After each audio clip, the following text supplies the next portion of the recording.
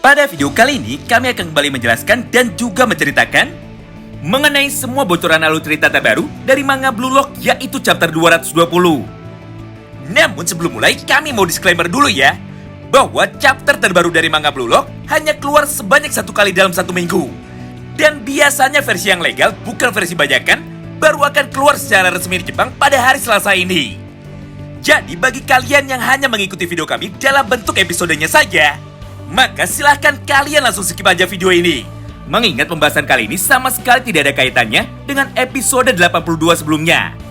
Namun bagi kalian para pembaca manga yang sudah lama menunggu dan juga penasaran mengenai bagaimana jalannya pertandingan big match yang luar biasa seru antara Isagi Oichi melawan King Baro, maka kalian bisa simak terus ya video ini sampai habis. Blue Lock chapter 220 berjudul Sisau. Judul tersebut merupakan sebuah nama teknik yang ada di dalam dunia sepak bola, di mana secara garis besar maknanya adalah merebut atau memotong bola dari titik buta ketika tidak ada satupun pemain lain yang mampu melihatnya ataupun memprediksinya. Nah, pada halaman pertama, kita pun seketika langsung dikejutkan dengan sebuah pola serangan balik super cepat yang dilakukan oleh Rensuke Kunigami ketika dirinya memiliki kesempatan. Di mana pada momen ini, Kunigami pun mampu melewati beberapa orang pemain bertahan dari tim Uber menggunakan teknik sepak bola barunya yang telah berhasil dia copy dari pemain nomor 1 di seluruh dunia, yaitu Noel Noah. Mulai dari teknik keseimbangan Noah, kecepatan berlari Noah, sampai dengan kemampuan dribble dari Noel Noah. Hal itu bisa terjadi bukanlah tanpa alasan, karena pada dasarnya kemampuan fisik yang dimiliki oleh Kunigami sudah berada di atas rata-rata. Jadi syarat untuk meniru kemampuan dasar dari Noel Noah bukanlah sebuah hambatan lagi bagi dirinya. Bahkan pada panel berikutnya, Kunigami pun mampu menipu 2 orang pemain dari tim Uber yang menjaganya dengan menggunakan teknik fake out atau teknik berpura-pura menendang. Lalu ketika mereka berdua sudah menutup jalur tembakan dari Kunigami, maka di saat yang bersamaan, Kunigami pun langsung memutar badannya dan berlari menuju ke arah yang berlawanan. Sayangnya semua momen di atas angin itu tidaklah berlangsung cukup lama, karena pada momen berikutnya, Nico yang saat itu sudah mengaktifkan kekuatan Metavision-nya, akhirnya mampu membaca dengan sempurna mengenai kemanakah Kunigami akan berlari dan apakah yang akan dilakukan oleh Kunigami selanjutnya. Hingga pada akhirnya, dia pun seketika langsung berlari menuju ke arah Kunigami untuk segera merebut bola itu dari kaki Kunigami. Singkat cerita, tepat sebelum Nico dan juga Kunigami berbenturan, maka pada satu momen yang sama itu, Isagi pun kembali muncul dengan menggunakan kecepatan penuhnya untuk segera memotong jalur berlari dari Nico dan juga Kunigami.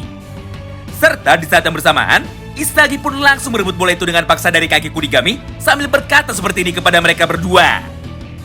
Hah, kalian berdua terlalu lambat dan terlalu fokus untuk bisa memprediksi pergerakan dari pemain lawan. Hingga kalian semua tidak sadar bahwa aku sejak tadi telah menunggu kalian lengah supaya aku bisa merebut bola ini.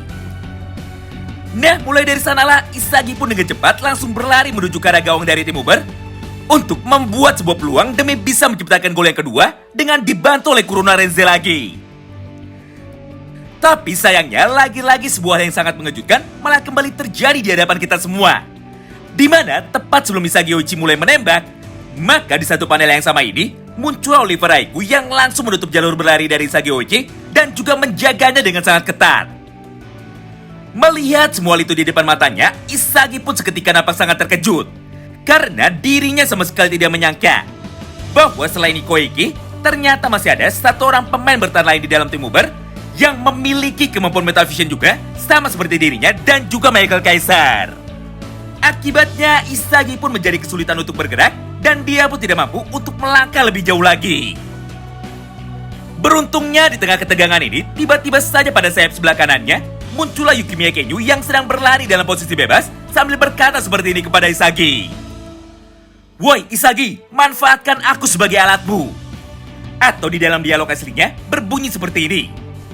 Woi Isagi, kapal yang hampir rusak ini sedang berada pada posisi bebas. Maka manfaatkan aku untuk bisa melewati Aiku. Meskipun pada awalnya Isagi nampak ragu karena dirinya teringat semua ucapan dari Kaiser bahwa seorang striker tidak akan pernah mengoper bola kepada pemain lain ketika sudah berada di depan gawang. Tapi karena Isagi adalah pemain yang rasional dan lebih mementingkan kemenangan bagi timnya, maka pada panel berikutnya Isagi pun dengan cepat langsung mengubah arah tendangannya dan malah langsung mengoper bola yang ada di kakinya menuju ke arah Yukimiya Kenju. Nah, disinilah poin menariknya. Karena mulai dari panel ini, maka semua hal yang terjadi di dalam manga ini adalah sebuah rencana dan juga taktik yang sedang dimainkan oleh Michael Kaiser.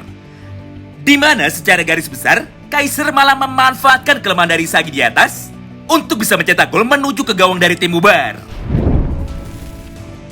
Sederhananya begini, tepat setelah bola itu ditendang oleh Isagi, maka di saat yang bersamaan, Lorenzo pun seketika langsung muncul dan berdiri di hadapan Yukimiya Kenju untuk bisa memotong jalur umpan dari Isagi sekaligus menggagalkan pola serangan cepat dari tim Munchen. Tapi ternyata pergerakan dari Lorenzo itu malah bisa membuat Michael Kaiser jadi berdiri dengan bebas tanpa ada satupun orang yang menjaganya. Hingga pada panel berikutnya, kini giliran Kaiser lah yang malah ikut muncul di hadapan Lorenzo juga untuk memotong jalur umpan dari Isagi sambil berkata seperti ini kepada mereka semua. Hah, inilah yang sejak tadi aku tunggu-tunggu. Bagus Isagi, berkat operanmu itu kepada Yuki, maka Lorenzo bisa melepaskan penjagaannya kepadaku. Dengan begini, maka gol yang kedua adalah milikku. Nah, tepat setelah mengucapkan semua itu, maka tanpa pikir panjang, Kaiser pun langsung berlari dengan cepat menuju ke area kotak penalti.